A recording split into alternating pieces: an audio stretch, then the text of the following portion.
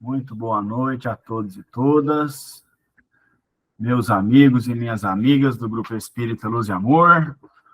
Voltamos, depois de uma pausa para as férias escolares, né? Para a gente passar um frio um pouquinho, descansar, né? É bom a gente fazer essas pausas, a gente reflete, dá atenção para algumas coisas que às vezes a gente, na correria do dia a dia, não percebe. Implica mais com os maridos, com as esposas, com os filhos, né? Bom também, faz parte do relacionamento. Então, é um prazer estar de volta aqui, a gente continua o nosso estudo, que é uma delícia, né? A gente consegue estudar, aprender bastante de forma muito, muito leve, né? Que o estudo leve facilita a compreensão e faz bem para o espírito. Muito bem. Então, onde nós estamos, né? Tomara que tenha marcado no livro aí, senão a gente vai ter que começar tudo de novo. Mas está marcadinho aqui, ó. Nós estamos no capítulo 65. 65 aí, ó. Não decepciona, Silvana. Eu marquei 66.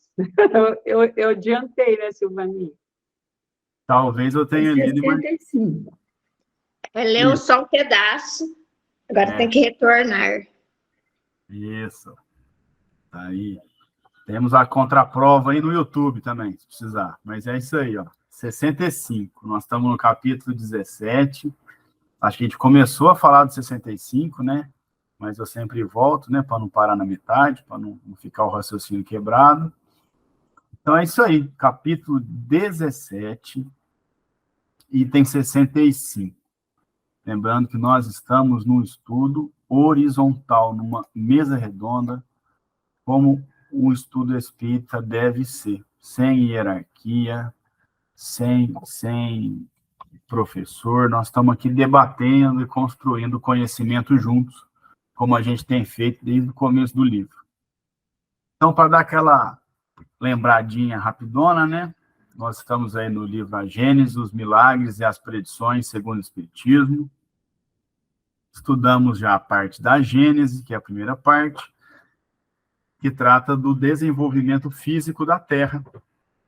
Dentro do seu desenvolvimento, tem os seus períodos que nós estudamos, de resfriamento, de aquecimento, né? Uma época que a gente estudou também que o ar continha muitos elementos que hoje já não tem mais no nosso ar. O nosso ar depurou, ele ficou possível respirá-lo, né? Os seres mais desenvolvidos, como os nós, como as plantas no seu momento atual, como os animais no seu momento atual, né? Estudamos as fases geológicas aí, as eras geológicas, e aprendemos bastante sobre isso. A Terra, então, teve o seu desenvolvimento, e depois, com o desenvolvimento e evolução dos vegetais, da fauna e da flora, depois também tem a chegada do princípio inteligente, os espíritos, né? Ou seja, nós chegamos aqui também para passar períodos aqui na Terra para o nosso desenvolvimento. Depois de estudar a Gênese, nós estudamos os milagres, né? Os chamados milagres, que a gente aprendeu bastante sobre o perispírito, sobre fluido. A gente entendeu que as passagens de Jesus, que nós chamamos de milagres, são, na verdade, efeitos naturais, né? Das leis naturais criadas por Deus, mas que Jesus, que a gente utiliza de exemplo aí para estudar esses milagres, devido ao seu desenvolvimento intelectual, moral, né, um espírito de luz, ele dominava de uma forma muito, muito além do que nós ainda conseguimos dominar.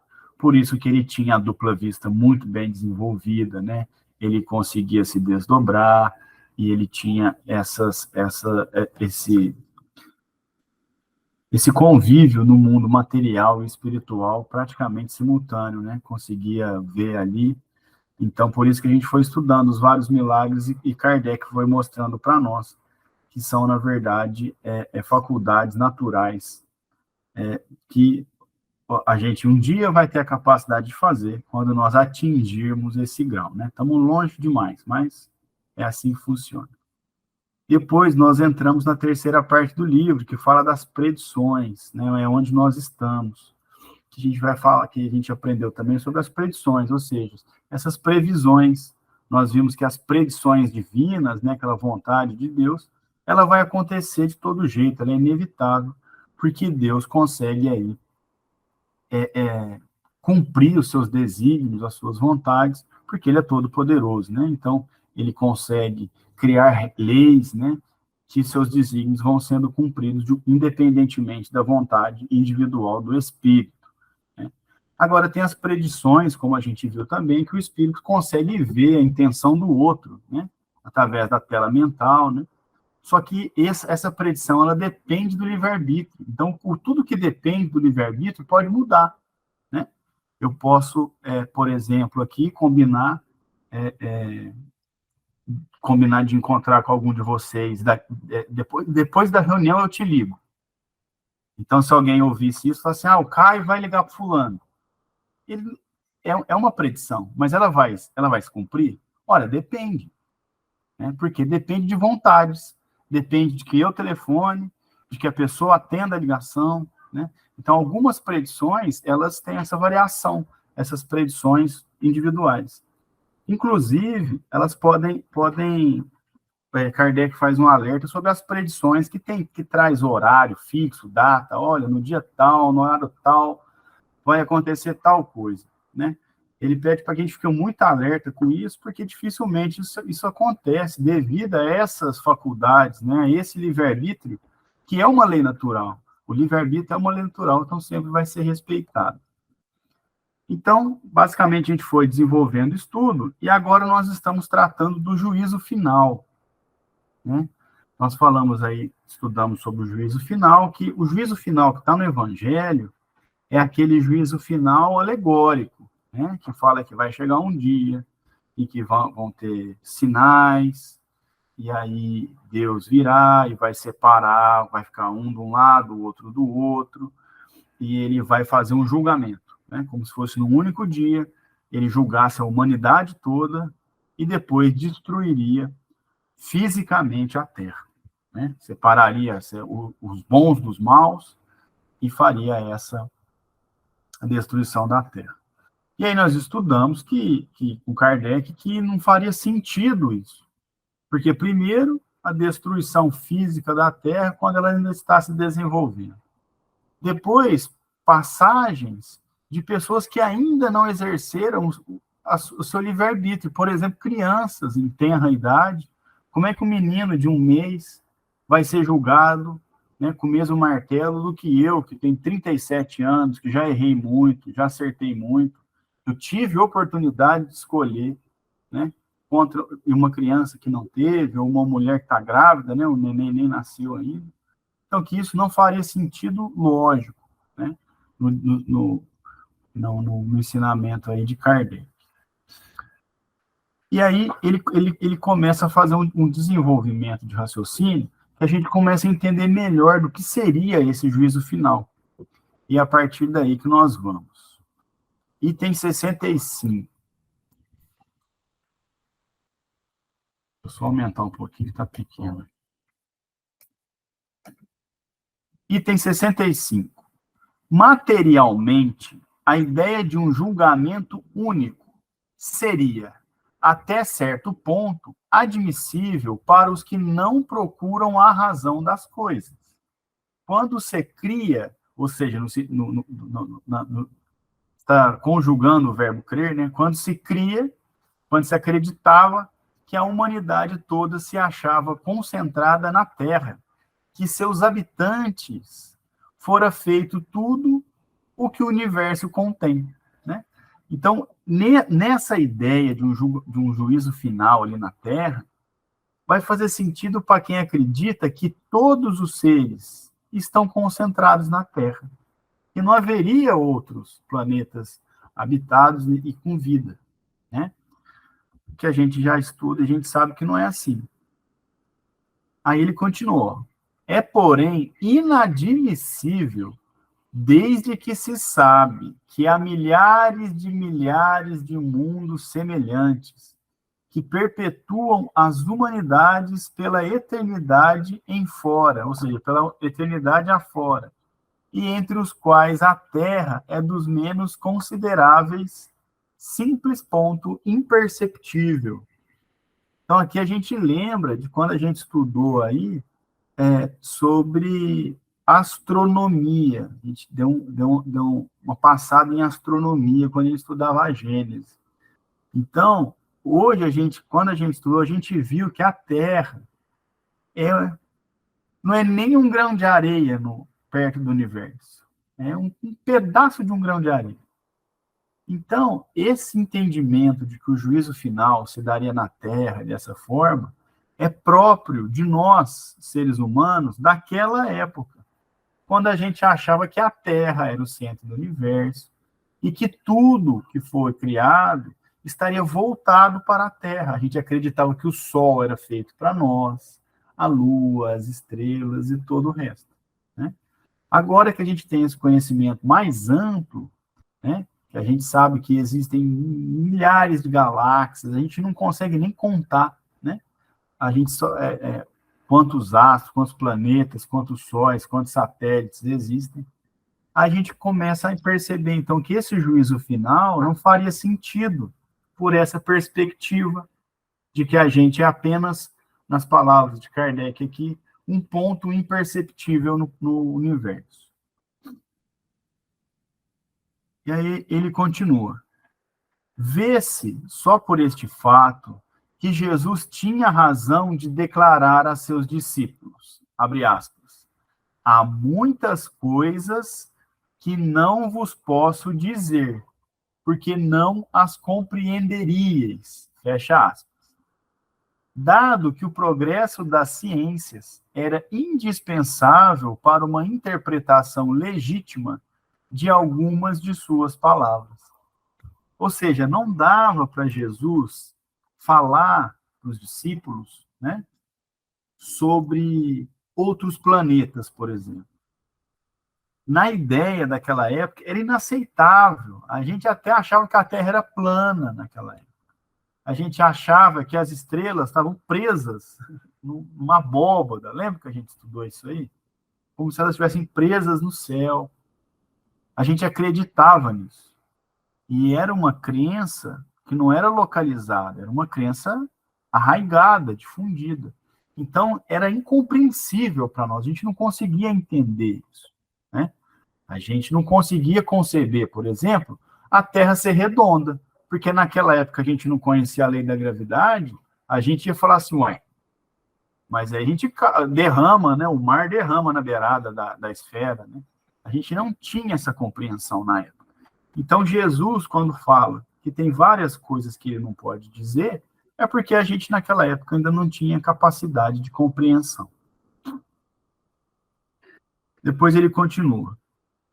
Certamente, os apóstolos, São Paulo e os primeiros discípulos teriam estabelecido de modo muito diverso alguns dogmas se tivessem os conhecimentos astronômicos, geológicos, físicos, químicos, fisiológicos e psicológicos que hoje possuímos. Então, vocês vejam que durante todo o nosso estudo, a gente vê que em várias passagens, os discípulos transmitem uma ideia que eles observaram de Jesus pelos conhecimentos da época. Então, vou dar um exemplo. Eles falaram que Jesus ressuscitou uma pessoa que estava morta na cama. Mas, na época, não se conhecia várias possibilidades da pessoa estar aparentemente morta, né? Como me falha agora o nome, eu não lembro se era catalepsia, né? Que a pessoa está com batimento cardíaco. É isso mesmo, velhinho? Obrigado. Está com o batimento cardíaco muito leve, respiração muito levinha.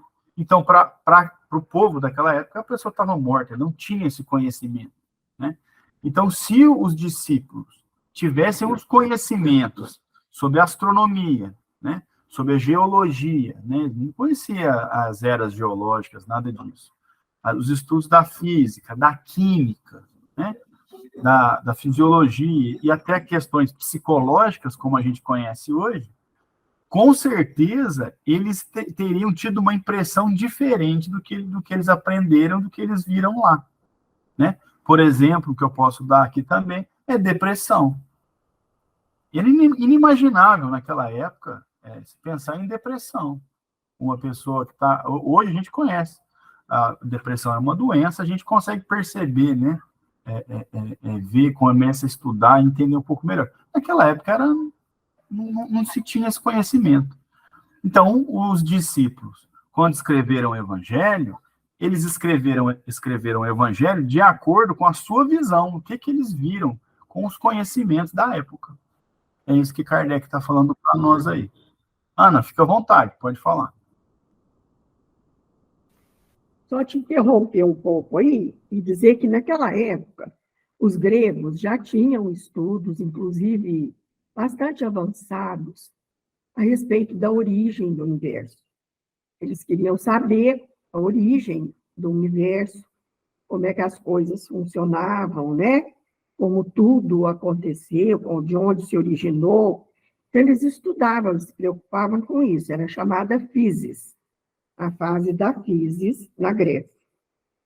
Mas, a partir de Sócrates, a preocupação dos gregos foi outra. Porque aquela famosa frase de Sócrates, né? Que não é dele, aliás, é dos 7 sábios da Grécia lá. Eles atribuem aos 7 sábios da Grécia. Então, a frase dizia assim: homem, conhece-te a ti mesmo e conhecerás o universo e os deuses.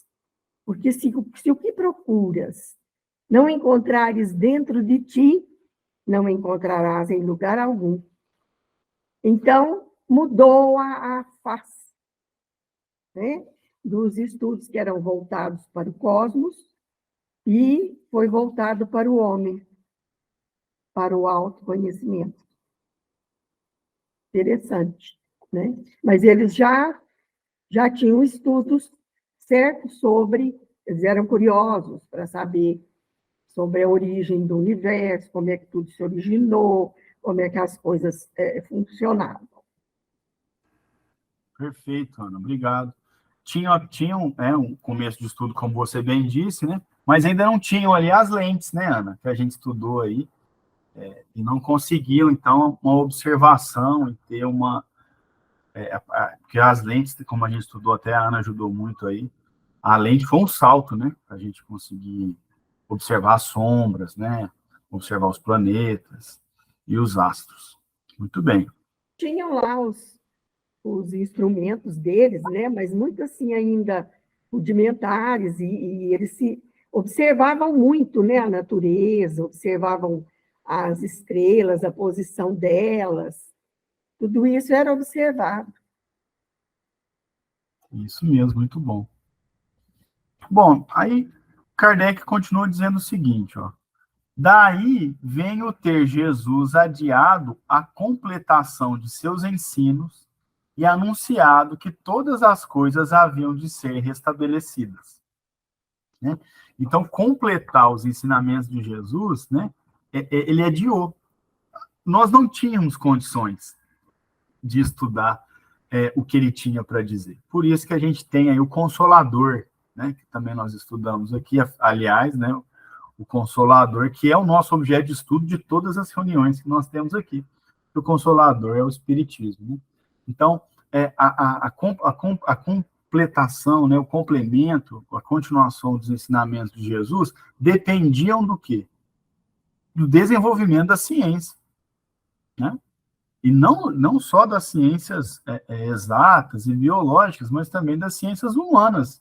A gente, como a Ana bem citou aí os filósofos, a gente não tinha nem capacidade de argumentação, de entendimento, né, dessa parte filosófica, do conhecimento mais profundo.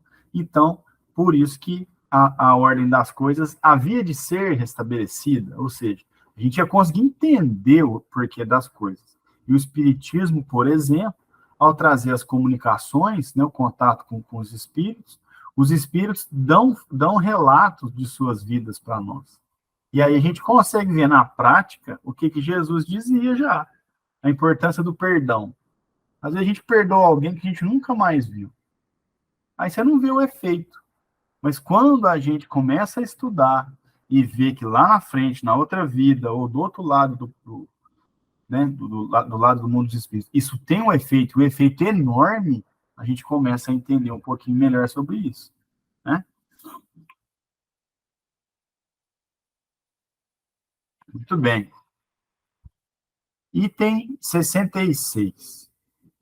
Moralmente, um juízo definitivo e sem apelação não se concilia com a bondade infinita do Criador, que Jesus nos apresenta de contínuo como um bom pai, que deixa sempre aberta uma senda para o arrependimento e que está pronto sempre a estender os braços ao filho pródigo. Então, o que ele está falando aqui? No sentido moral, porque no sentido material ele já falou. Sentido material, juízo final na Terra, com o universo desse tamanho, não faz sentido. Mas e a parte moral? Também não faz sentido. Por quê? Um juízo definitivo, ou seja, um julgamento definitivo, e sem apelação, ou seja, sem recurso é quando aponta o dedo e fala assim, Ana, você roubou minha caneta. E não deixa a Ana se defender. Isso é sem apelação. Né? Porque o juízo final narrado aqui é sem apelação. Né? Chega lá e fala, ó, você, Caio, vai pro lado de cá. Você, dona Honória, vai pro lado de lá. Não tem recurso, né? Não é sem advogado, não tem como se defender ali. Isso, moralmente, não faz sentido. Por quê? Porque Jesus nos apresenta um pai bom, né? Um pai bom, porque, imagine, Jesus ensina o perdão. Desde o começo, desde que ele começa a trabalhar, está sempre o perdão envolvido. Sempre o perdão está envolvido. E aí, na hora do juízo final, Deus não vai perdoar? Ora, não faz sentido lógico isso. Né? Então, é isso que ele está falando aqui para nós, né? Então, ó, tanto é que ele fala, ó, que Jesus nos apresenta de contínuo como um bom pai, que deixa sempre aberta uma senda para o arrependimento. Sempre. Deixar uma senda, né, um espaço aberto para o arrependimento é a gente saber, e é o que Jesus está dizendo para nós, né, que Deus deixa sempre aberta para o quê? Para o progresso. Então, de cabeça, imagine um grande criminoso cometeu os crimes mais bárbaros que vocês possam imaginar. Ele merece perdão? Merece, porque ele pode progredir, evoluir, se arrepender do que ele fez e fazer diferente. É assim que Jesus nos mostra como Deus é. Deus é bom. Então, ele sempre vai dar espaço para qualquer um de nós buscar melhorar. Porque imagine, virar para um de nós, depois de cometer um erro, e falar assim, ó, cara, já era. Nunca mais você vai conseguir melhorar ou ter uma vida boa. Aí, pô, se fosse para um de nós, assim, então eu vou continuar fazendo errado aqui, ué. Então já não vou ter perdão mais, né? Mas não. É sempre o espaço para o perdão. Olha, você errou demais, né? Você fez tá errado, né? Você vai sofrer a lei dos homens, mas você pode mudar, você pode melhorar. Uma frase famosa do Chico eu não sei se é exatamente assim, mas é que ninguém pode reescrever o passado, mas a gente pode mudar o futuro, né? Então a gente não pode voltar e mudar o que a gente fez, porque já passou, e vamos sofrer a lei de efeito, de causa e efeito. Mas podemos, sempre com uma senda no perdão, melhorar e buscar não errar mais. Por isso que tem a passagem do filho pródigo, não é? Que tem 2 filhos, um lá fica com o pai, ajuda com tudo, o filho pródigo vai embora e gasta tudo. Aí ele volta, o pai faz o que para ele? Abre os braços, faz uma festa, o meu filho voltou. Né? Esse é o exercício do perdão, por isso que Kardec conclui a frase falando que está sempre pronto a estender os braços ao filho pródigo. Pode falar, Ana, fica à vontade. A Joana de Ângeles, ela faz um estudo tão bonito, nós estamos estudando o livro Em Busca da Verdade. E ela faz um estudo bem profundo, bem extenso sobre essa parábola do filho pródigo. É linda, se você quiser depois olhar lá, não sei se você tem Em Busca da Verdade, o livro, depois você lê lá. E eu quero te perguntar também se deu para você ouvir a música Juízo Final, com a Noa Pili e o João Borba. Deu sim, é linda. Depois entra um sambinha, né? É, Deu sim, Ana, lindo, lindo. A gente pode até pôr no final aqui. Só me puxa a orelha se eu esquecer. tá. Bom, então, Deus vai estar sempre abrindo os braços para o filho pródigo, né? Isso vale para todos nós. Todos os espíritos têm essa possibilidade aí. E concluindo que o parágrafo, ele diz: se Jesus entendesse o juízo naquele sentido, desmentiria suas próprias palavras. Se Jesus entendesse que haveria um juízo final, né, sem apelação, né, martelo pesado, ele desmentiria suas próprias palavras, porque está desde o começo do seu trabalho falando que Deus é bom, que Deus perdoa, que dá as oportunidades. Não faria sentido depois ele acreditar, então, nesse juízo final aí, esse juízo derradeiro. Muito bem. Depois ele continua dizendo o seguinte: ao demais, se o juízo final houvesse de apanhar de improviso os homens, em meio de seus trabalhos ordinários, e grávidas as mulheres, caberia perguntar-se com que fim Deus, que não faz coisa alguma inútil ou injusta, faria nascessem crianças e criaria almas novas naquele momento supremo, no termo fatal da humanidade. Era mais ou menos o que eu tinha dito um pouco antes, né? Não faria sentido Deus, né, nesse pensamento, né? Uma mulher grávida falando, não vou julgar seu feto ou seu recém-nascido, né? Ou a gente pode fazer uma outra comparação, né? Eu falei que eu estou com 37. Aí vai julgar uma pessoa que está com 80.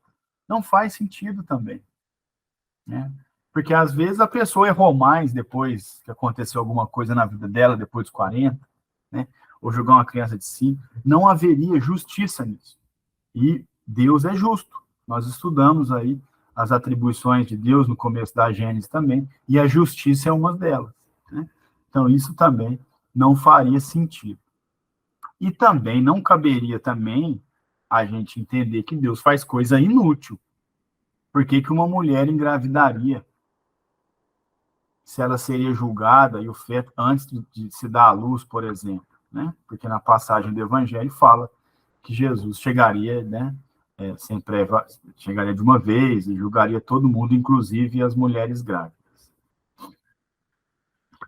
Bom, e aí ele continua. Seria para submetê-las a julgamento logo ao saírem do ventre materno, antes de terem consciência de si mesmas, quando a outros milhares de anos foram concedidos para se inteirarem do que respeita à própria individualidade, né? Porque nesse entendimento desse juízo final, depois que se morre, você fica lá esperando o juízo. Então, imagina uma pessoa da época de Jesus. Está esperando há 2.000 anos, 2.000 e tantos anos. E se acontecesse esse juízo, ele seria julgado com a mesma régua de uma criança de 5 ou de um menino de 12. Né? Não faria sentido isso.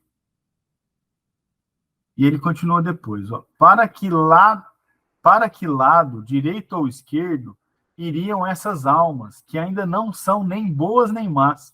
Isso aqui é sensacional, porque realmente esse espírito, em tenra idade, não é nem bom nem mal. Ele não fez nada ainda. Ele mamou na mãe, ele chorou, não tem. O livre-arbítrio não está exercido ali, ele está agindo só por instinto. Né? E aí ele continua. E para as quais, no entanto, todos os caminhos de ulterior, ou seja, de posterior progresso, se encontrariam desde então fechados, visto que a humanidade não existiria mais. Ou seja, essas crianças, esses bebês que seriam julgados, nem futuro teriam, porque a humanidade ia acabar, a Terra ia acabar com tudo ali, né? Então, realmente, Kardec está usando aqui de um elemento lógico para demonstrar que esse entendimento de juízo final não deve prosperar. E para terminar o item, ele diz: conservem-nas os que se contentam com semelhantes crenças. Estão no seu direito, e ninguém nada tem que dizer a isso. Mas não achem mal que nem toda a gente partilhe delas.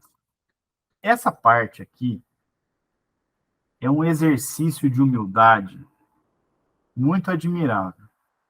Kardec está falando: conservem-nas os que contentam com semelhantes crenças. Ele está falando o seguinte: se você acredita, pode acreditar, pode continuar acreditando. Mas é porque você está no seu direito. E ninguém tem a dizer sobre isso. Ou seja, ninguém tem que ir lá convencer quem acredita nesse juízo final, do contrário. Então, ninguém nada tem que dizer a isso. Aí depois ele contrapõe: mas não achem mal que nem toda a gente compartilha. Ou seja, você quer acreditar nisso, você acredita, tudo bem, ninguém tem o direito de ir aí e mudar a sua ideia. Mas você também respeite quem não acredite nessas ideias. Esse ensinamento aqui ficou bem sutil, mas é muito importante no nosso dia a dia, para a gente não achar que a gente tem que fazer todo mundo virar espírita, ou que a gente tem que impor a nossa ideia. Não. Nós temos que respeitar o pensamento do outro, né? Isso aqui é um exercício de humildade, porque geralmente, quando as pessoas vão escrever sobre alguma ideia, elas refutam as ideias contrárias de forma pesada, né? Às vezes até ofensiva. Kardec não. Você acredita, está tudo bem. Ninguém tem o direito de querer mudar a sua ideia. Vocês também nos respeitam, nós não acreditamos e vivemos em paz, né? Eu achei muito, muito bonito isso aqui, porque é raro, viu? É bonito mesmo, né, Caio? É. Principalmente diante da situação que nós estamos vivendo, né? Essa polarização, essa agressividade de ambas as partes, né? Sim. Eles falam que é de uma só, mas é de ambas, né? Então, nós estamos vivenciando isso aí, é muito triste, né? É. Então, conforme você chamou a atenção aí, é muito bonito isso aí. É o respeito que a gente tem que ter pela consciência do outro, né? A gente quer ser respeitado no nosso entendimento. É. E devemos fazer o mesmo. Não vamos tentar convencer ninguém de nada. Bom, item 67. Vamos lá. O juízo pelo processo da emigração, conforme ficou explicado acima, né, no item 63, é racional. O que ele está falando aqui? Emigração é aquele deslocamento de um lugar para o outro. O que ele está falando? O juízo pelo processo de emigração é racional. Qual que é o juízo pelo processo de emigração? É o que nós estudamos, ó. Um planeta que evoluiu, vou dar o exemplo da Terra. A Terra aqui não é mais um planeta de provas e expiações. Ainda é, viu? Mas quando chegar lá. Quando a Terra deixar de ser um mundo de provas e expiações e passar a ser um mundo de regeneração, o que vai acontecer? Vai acontecer um processo de emigração. O que significa isso? Quem não estiver no hálito mental, no nível moral e intelectual de um mundo de regeneração, vai emigrar, ou seja, vai mudar, vai se deslocar para um planeta que esteja no nível de provas e expiações. É isso.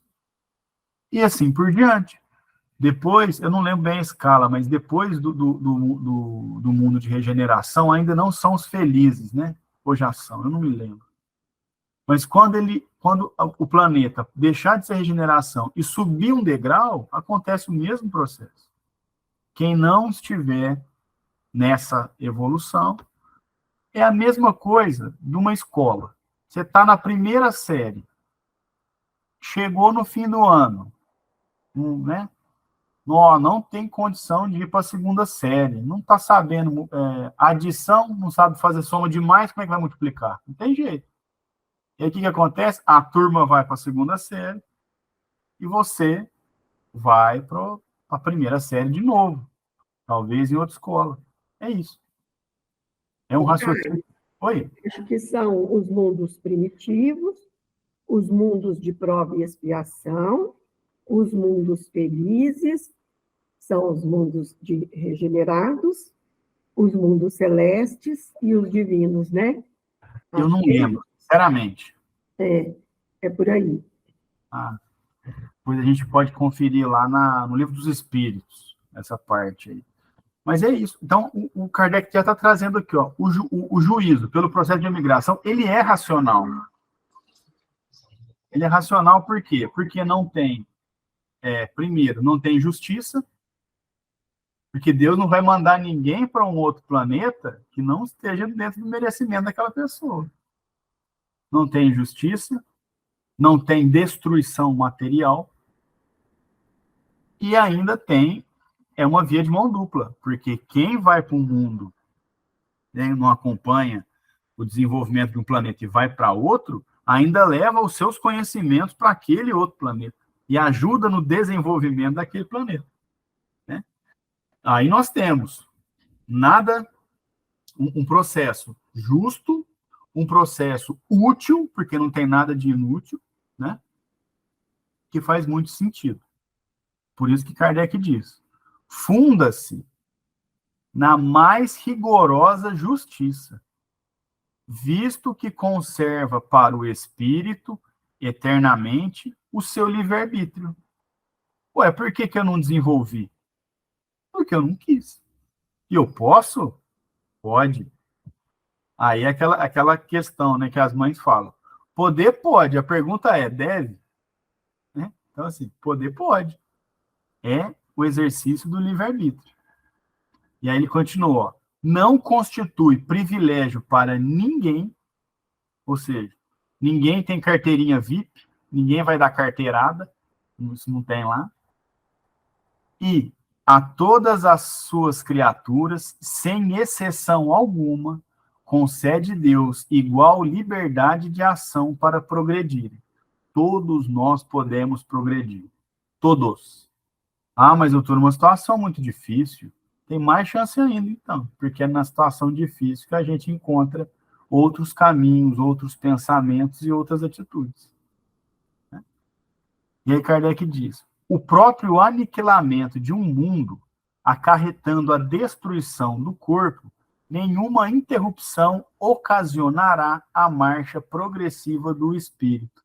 Ele está até falando, olha, se acontecer o aniquilamento de um mundo, está tudo bem, né? Se falar assim, às vezes a gente vê notícias, né? Nossa, não sei em que ano, pode ser que um meteoro atinja a Terra. Pode atingir, está tudo bem, nós vamos para outro lugar, né? Isso não vai atrapalhar a nossa marcha progressiva. E concluindo esse parágrafo, ele diz, vou deixar a Ana falar primeiro. Pode falar, Ana, fica à vontade. O Caio, está no Evangelho, a categoria dos mundos, né? Isso.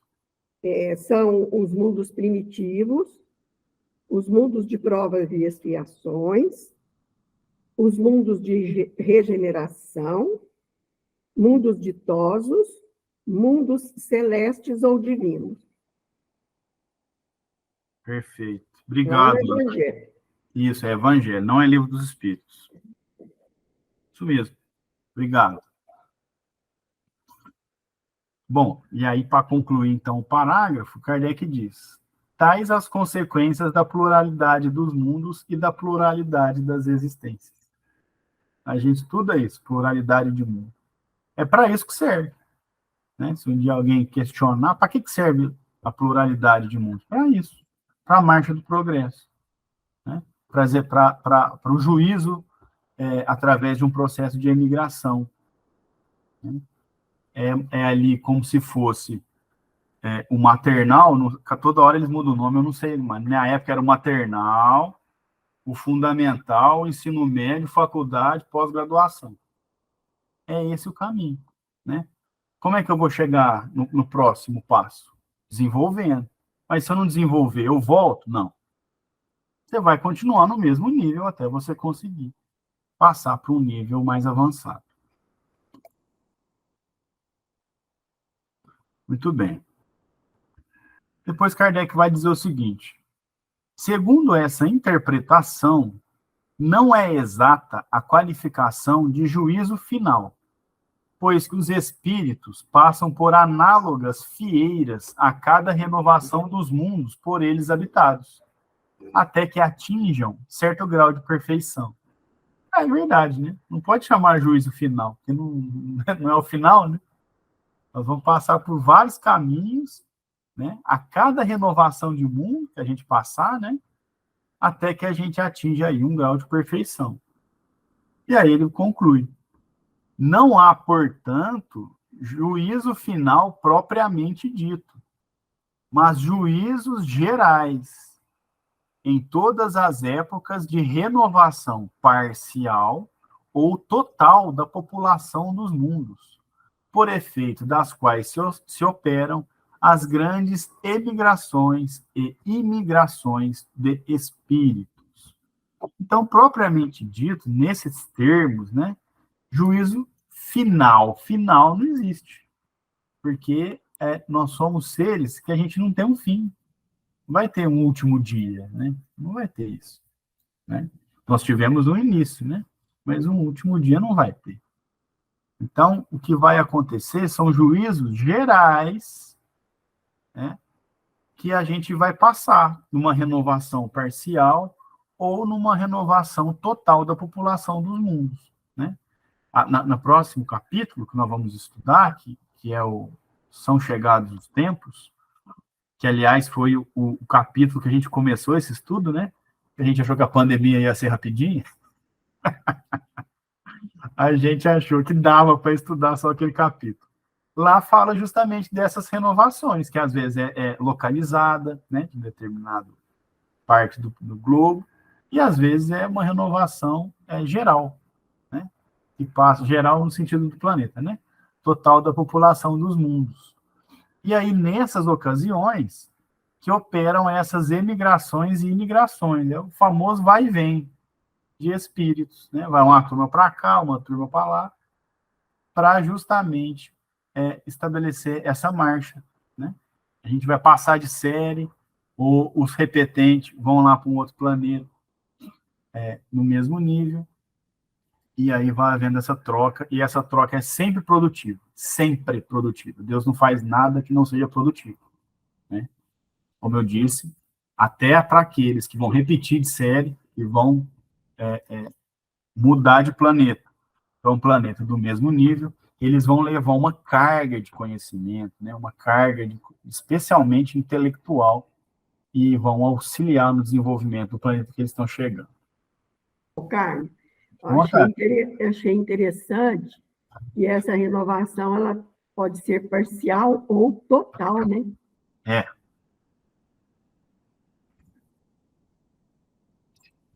Isso mesmo, Ana. Eu acho que, se não me engano, bom, não vou falar não, porque eu vou estar chutando, mas eu acho que tem uma parte lá no próximo capítulo que ele fala até de uma ilha que teve uma... Não sei, não vou falar não, que eu vou... chute, porque nós já estamos estudando desde 2020, desde o primeiro semestre de 2020, né? Já são aí 3 anos. Mas nós vamos para lá agora, para o próximo capítulo. Aí a gente tira a dúvida, né? Melhor ler Kardec do que chutar e confiar na nossa memória, que falha tanto. Antes de entrar no próximo capítulo, se alguém quiser fazer algum comentário, pode ficar à la vontade. Eu acho. Seu microfone fechou, dona Honória.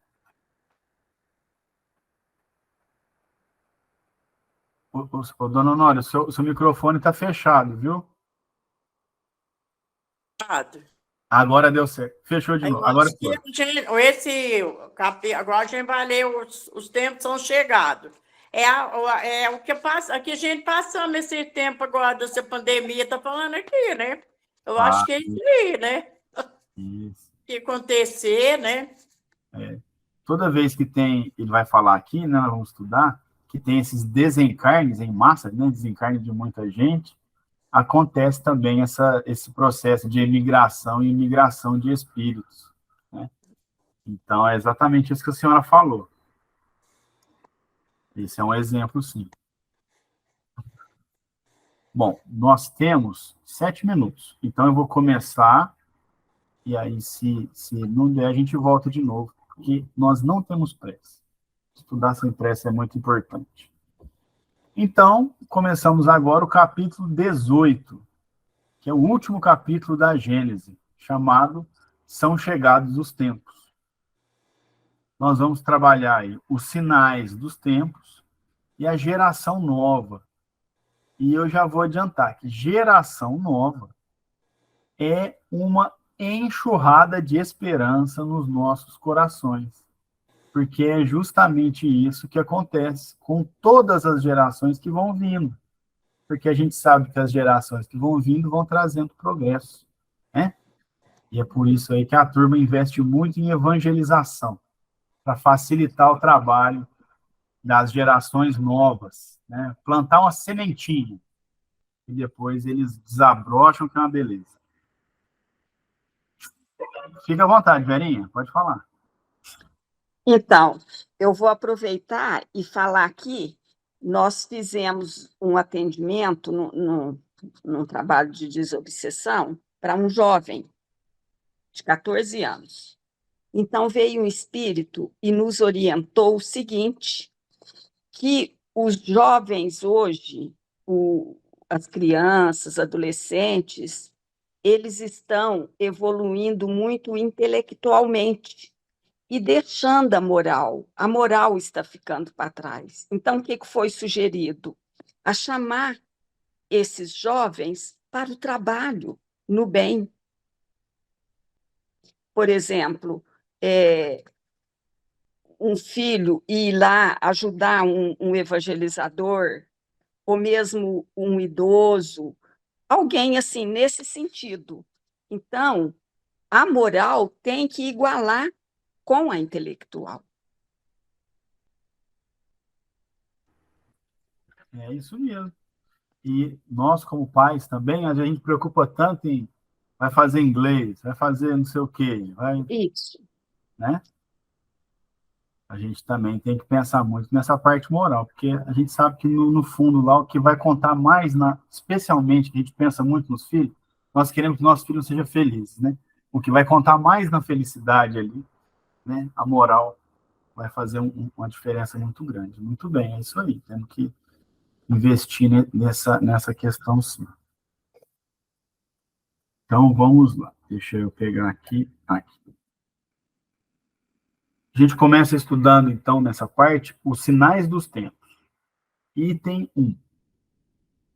São chegados os tempos, dizem-nos de todas as partes, marcados por Deus, em que grandes acontecimentos se vão dar para a regeneração da humanidade. Então, para que vai chegar um tempo? Para que os tempos são chegados para quê? Para a regeneração da humanidade, né? E aí ele continua. Em que sentido se devem entender essas palavras proféticas? Para os incrédulos, nenhuma importância tem. Aos seus olhos, nada mais exprimem que uma crença pueril, ou seja, uma crença boba, sem valor, sem fundamento. Para a maioria dos crentes, né, daqueles que creem, elas apresentam qualquer coisa de místico e de sobrenatural, parecendo-lhes prenunciadoras da subversão das leis da natureza, né? Então, para a maioria das pessoas que creem ali no Evangelho, né, no seu pé da letra, vai ser alguma coisa mística, né, alguma coisa sobrenatural, né, prenunciadora da subversão das leis da natureza, né? Ou seja, lembra quando a gente viu ali sobre o juízo final, que os anjos tocariam trombetas, o céu se apagaria, né, e tal. Essas coisas que estão fora das leis naturais.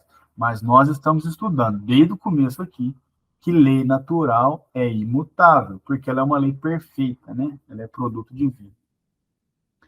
E aí depois ele diz: são igualmente errôneas ambas essas interpretações. Ou seja, acreditar que os sinais dos tempos não é nada, não são nada, e acreditar que é algo que vai, né, místico e tal, teatral, né, como a gente vê aqui. E ele vai explicar o motivo. A primeira é aqueles que não creem, porque envolve uma negação da providência. Ou seja, está negando algo da providência divina, que é o progresso. E a segunda, porque tais palavras não anunciam a perturbação das leis da natureza, mas o cumprimento delas.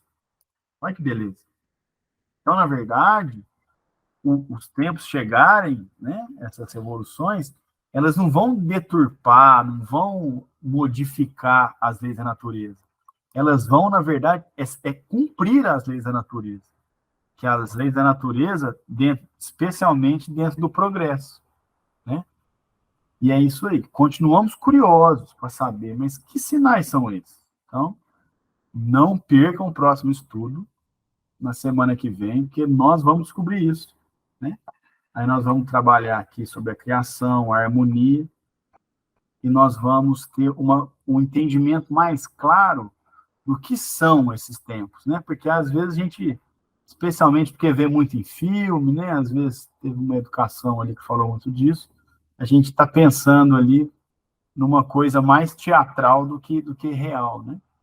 Quando a gente vai, então, estudar e perceber que os sinais dos tempos é justamente o cumprimento, né? A realização do progresso, das modificações necessárias para quê? Para que a gente melhore. Não adianta a gente querer ter um mundo, a gente falar, mas o mundo podia ser melhor. Ué, podia mesmo, mas a gente não melhora, à medida que melhorar, o mundo melhora. É uma questão lógica, né?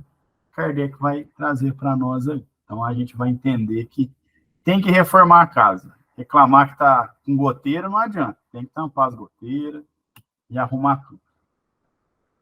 Muito bem. Muito bom voltar a falar, ver vocês. E alguém quer fazer algum comentário? Fique à vontade. Eu vou preparar o vídeo. Eu quero, Caio. Parabéns, né? Olha, o Caio trabalhou a Gênesis inteirinha. Para falar a verdade, eu nunca tinha estudado desse jeito. Então, ó, parabéns, Caio. Continue assim. Pode falar, Gi. Não, era isso mesmo. É interessante como que eu não havia parado para pensar no tempo, né, nesse tempo que a gente ficou, e às vezes eu falo por mim, né, eu começo a estudar algo, eu tenho ansiedade que eu quero terminar e tal, e agora eu vejo que não é por aí, né, não é. É isso aí, muito bom. A gente tem que estudar com calma mesmo, né? Linha, não está uma dúvida na área. Vamos discutir, vamos ouvir, né? Porque é assim que o conhecimento fica, né? Porque eu estudei para concurso, quantos livros eu li, a hora que eu fechei, eu falei, meu Deus, vou ter que começar de novo. aí não adianta nada. Então, nós vamos encerrar hoje. A nossa prece vai ser pela música aqui, eu fiquei devendo, que eu tarde, mas não faz. Fiquei devendo aqui para a Ana, né? Que a Ana ele não esquece, gente, não é igual eu e a Ana, não. Ele marca e faz, né, Ana? Tá anotado aqui na minha agenda, ó, que fica do meu lado aqui. Música Ana, eu escrevi. Então, eu vou compartilhar aqui com vocês, a gente vai escutar essa música, um pensamento elevado, né? Uma música muito bem feita, que tem uma vibração excelente. Caio, e a música não contradiz o que nós estudamos, né? Pelo final dela, pelo que ela fala no final. Né? Exatamente. Então, vamos lá. Ô, Caio, só um minutinho. Então, Ana, vamos fazer assim, cada um, claro, por si, né? Vamos endereçar. Um pedido que nós recebemos hoje é uma jovem, Vanessa Tacanara. Ela estava grávida de gêmeas, ela teve um AVC, as crianças desencarnaram e ela está correndo risco de vida, né? Vamos endereçar as nossas vibrações para ela, né? Vanessa Takanara. Isso, essa música, então, fica em homenagem à Vanessa, todas as nossas vibrações e sentimentos positivos que nós sentimos com a música, com os nossos pensamentos, destinados totalmente à sua recuperação, ao seu acompanhamento pela equipe espiritual e o acompanhamento também de seus filhos, que tiveram um período muito importante aqui no planeta Terra.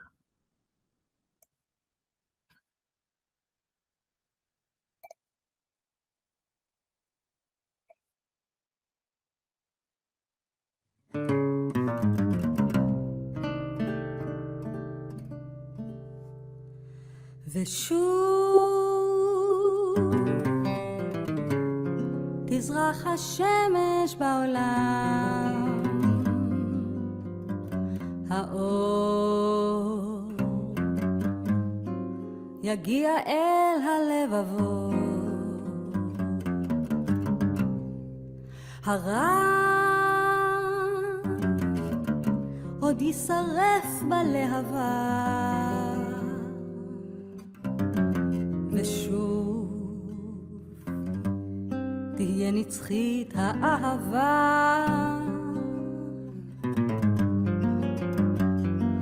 זה יום הדין הקרוב, הסיפור של הרע והטוב.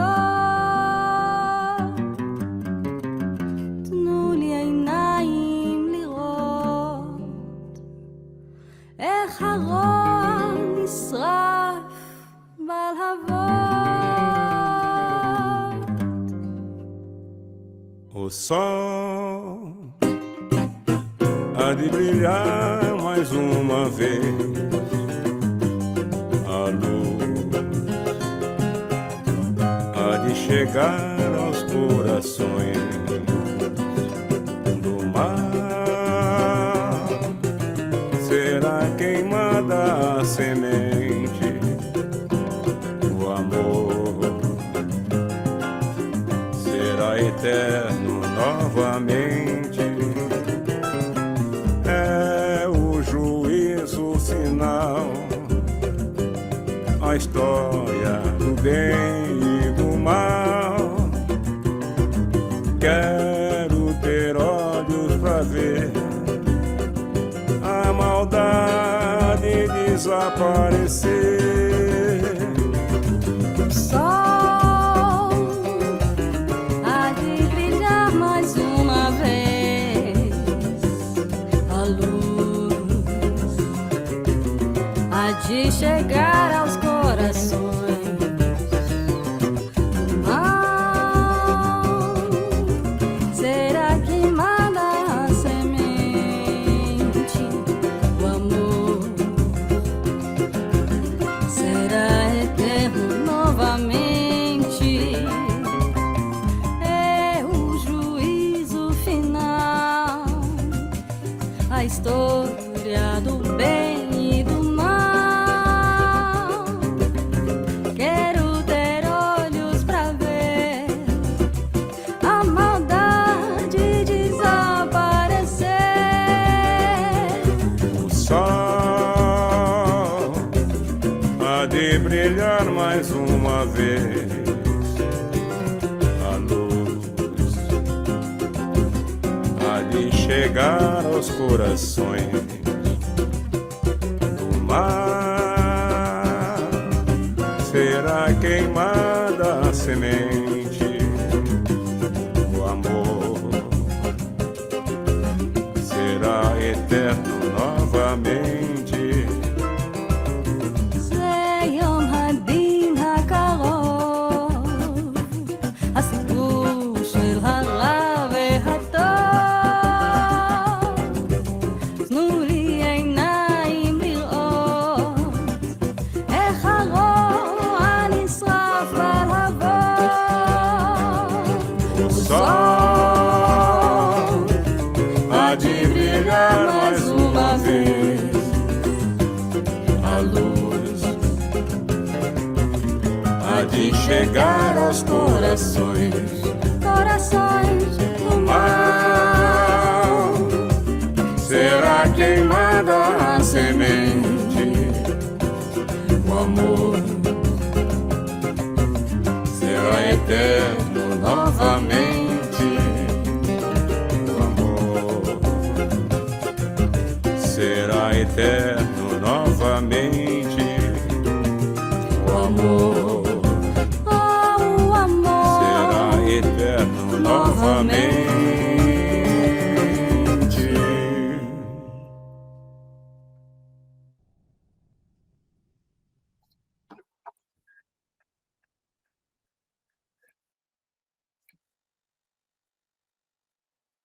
Muito bem. Que o amor esteja conosco aí. Até segunda que vem. Se Deus quiser. Até, gente. Um beijo. Tchau, gente. Até. Boa noite. Boa noite.